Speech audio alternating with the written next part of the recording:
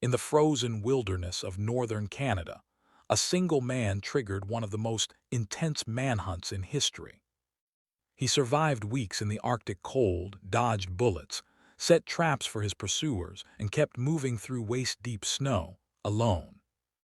When the Royal Canadian Mounted Police finally caught up with him, what they found left everyone speechless.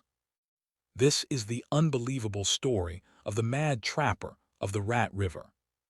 It was December 1931, deep in the Yukon Territory of Canada, an isolated land of snow, mountains, and silence. A stranger appeared near the Rat River, building a small log cabin far from everyone else. He called himself Albert Johnson. No one knew where he came from. No past, no records, no family. Just a hard, quiet man with piercing eyes and a rifle that looked far too new for a trapper. When local Mounties came by to ask about trapping licenses, Johnson didn't say a word. Not no, not go away. Just stared through the door cracks. But that silence soon turned into gunfire. A few days later, the police returned, this time with a search warrant.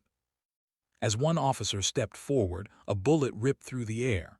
Johnson shot first. The officer fell. That's when they realized this wasn't just a hermit. This was a man willing to kill anyone who got too close. The RCMP surrounded his cabin, bullets flying, but he had built his shelter like a fortress, logs stacked so thick that even rifle rounds couldn't pierce it. For 2 full days they tried to smoke him out. Nothing worked. When the Mounties finally stormed the cabin, he was gone. Johnson had vanished into the Arctic wilderness. What followed was a chase that spanned over 240 kilometers, 150 miles, through frozen tundra and mountain passes. The temperature, -40 degrees Celsius. Planes were called in, dog sleds followed his tracks. And yet somehow, the mad trapper always stayed one step ahead. He built snow caves, crossed frozen rivers, and even walked backward in his own footprints to confuse pursuers. For weeks the chase dragged on.